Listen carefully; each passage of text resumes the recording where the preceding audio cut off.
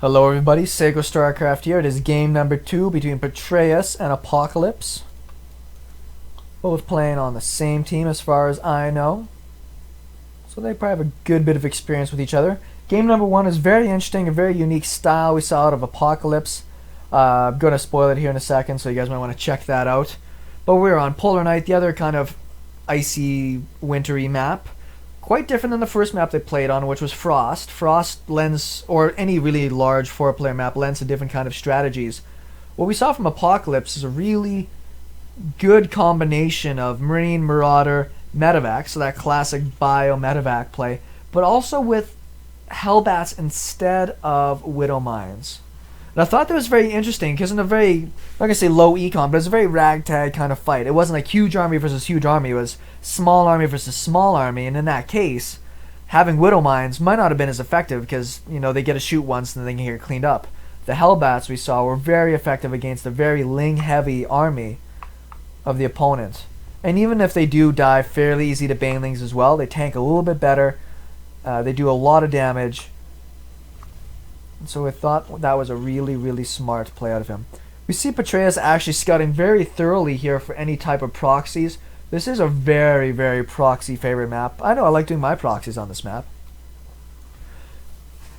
Maybe Apocalypse is well known for doing that. I haven't seen enough of his games. But when you're up in a series, sometimes it's nice to just throw in things to get you a really huge lead. Almost put into too many people into gas. I saw a really fun strategy somebody used against me. It was a Masters League guy that just rolled me in gold. We actually went for like a proxy 2-axe just to be able to do a huge contain, and behind it just teched up, forced a huge overcommitment into production of units, killed economy, and just slowly strangles you out of the game.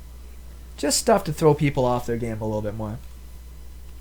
Fairly standard openings here. We are going to have the Reaper in production. So good on this map, Reapers. I love it on this map. Huge area to be able to get up into the main base. Easy access to run around into the natural. So a lot of the times, if you guys see my games on this map, it comes into mass hellion, mass Reaper play against zerg. Very effective, very difficult to hold on to. We're going to have pretty fast gas. Likely going to want to get that speed just to be able to control any type of other play. We'll see if 4 zerglings get started when this pool finishes up here. We got 2. Sometimes there's our 4. 4 is pretty standard. We'll keep you alive against that Reaper. Just because the queens are going to take a little bit longer to get out.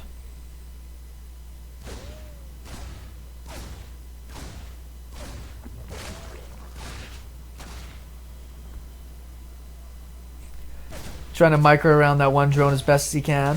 We'll get the spore crawler down though. Yeah, should cancel those. It is pretty funny. Let's see if we can get one of those. There's a couple of weak guys in there. Queen is out now.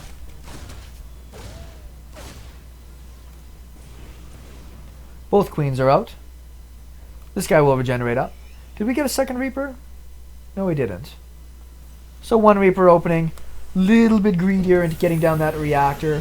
That's why it's sometimes nice if you can sneak around 2 zerglings. You can sometimes get the delay on the command center. Triple command center, just about as fast as you're generally ever going to see it. So Apocalypse is going to get himself really set up to get a pretty sweet economy going. 6 lings are out. Surprised this queen, yeah, I was about to say, I'm surprised he hasn't been microed back. A little bit better micro out of Petraeus. I think he would have had that kill. All I needed is 1 or 2 more shots on it, and it would have went down. So a little disappointing on that. This Overlord's going to come in, and he wants to see this command center. You either want to see if it's going to be a command center or a couple more barracks going down. This should tell him he should be a bit safer to... Well, he's got his 3rd hatch anyways. But he should feel a little bit safer just in general. The difficulty about this map is it's very hard to saturate up your 3rd base because of the distance between. We can see the creep is already starting to move by Petraeus. A little bit more focused on his creep. I do like that. Get himself out the extra queen to be able to move that along. And then get himself down to this other base here. Saturating up is really tough. It's very easy to run by with your hellions, snipe a whole bunch of workers, and get out scot-free.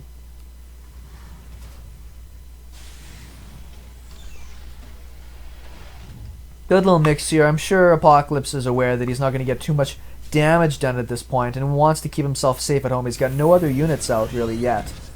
Once either his bunker is done or he gets himself out a little bit more protection. Oh, the Roach Warren is down here.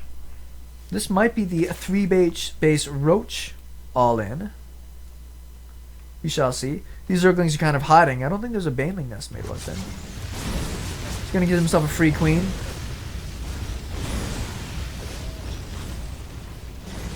Free queens are the tastiest.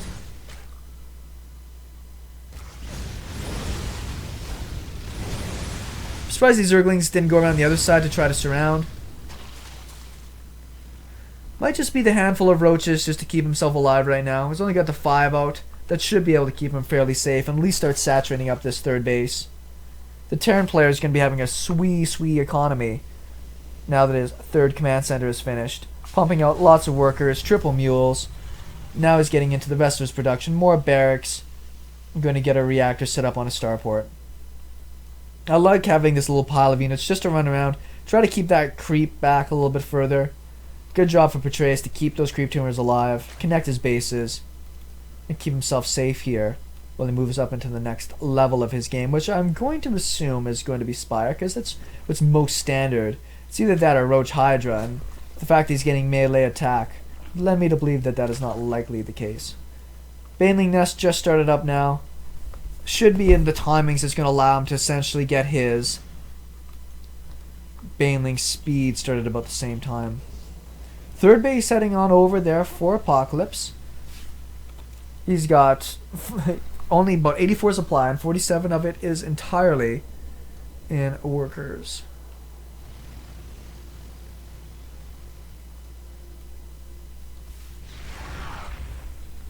Mixing in a few marauders earlier on. Generally, you don't need those as much. You're just putting that supply into getting out your widow mines and so forth. But in this case, because he really seemed to do a good job with, as I was talking about the little run-bys and snipes, he was doing such a good job with all of his hellbats their last game. I wonder if he's going to use a similar approach, or because this game's been so hands-off for so long, widow mines are going to be able to get that effectiveness that he wants. Big pile of Zerglings and Roaches. Enough stuff here to be able to do damage to this army. Ooh, maybe not. Good stimming. We'll take out almost all those Roaches. Not a lot of banelings. More morphing behind this here. This timing might have caught Petraeus just a little bit off guard. Sniped a lot of those banelings down with those hellions.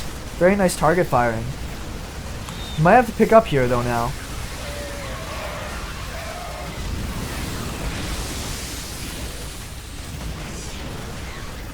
These units are so beat up.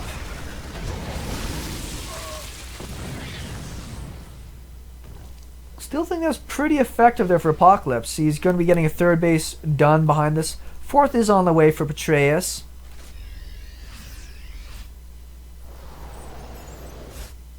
Trying to say where the next Terran army is here. There it is. We'll say, where are all of his units? I see them. He's actually going to give himself a fairly free drop into the main here. Supply block happening. Banelings do have speed. This is a nice little spot there. Mutas are out, and this could be a little devastating from here. Is he focusing down the mutas? Ugh, loses 2 mutas in that one. Great positioning for the Terran Marines back here. A couple of drones got pulled off of there. It looks as though Petraeus is getting a little bit too multitasked again here. I just don't know if he's going to be able to have the... Ooh, nice pickup. Going to have the control to be able to deal with this kind of pressure.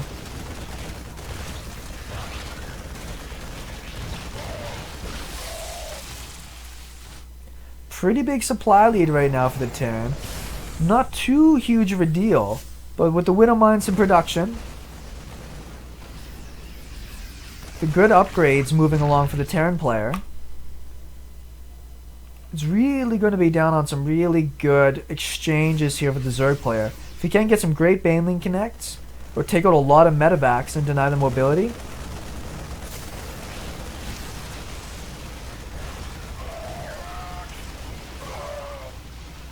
Looks as though the Widowmine didn't get its shot off there. But he did what he needed to, which is, whoa, pull a lot of the Zerg units out of position. Couple of banelings down in here. This is a pretty good engagement, it looks like, here for Petraeus. He's going to clean up a fair bit of that, but he's not closing the supply gap. Over here we're seeing more barracks going down, production all over the place.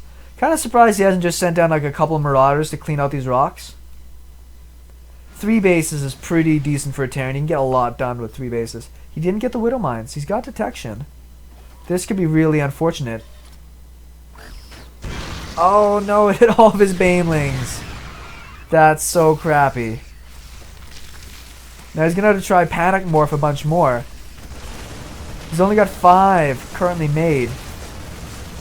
Queen goes down. This hatch probably going to be forfeit.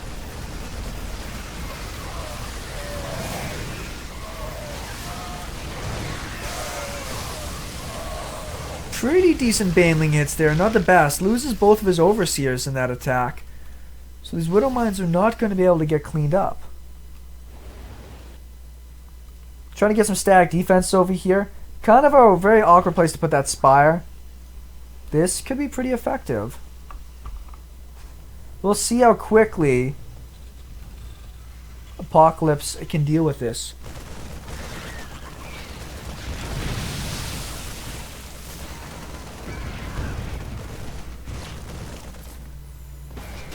"12 kills. I don't know if it was all in that one moment. But that's pretty decent. It's the one Widow Mine over here. It still gives vision. I do like having Widow Mines burrowed all over the place, just to be able to see a little bit more what's going on. Banelings, once again, kind of panic morphed. 10 on the way. We'll see if they're going to get out in time.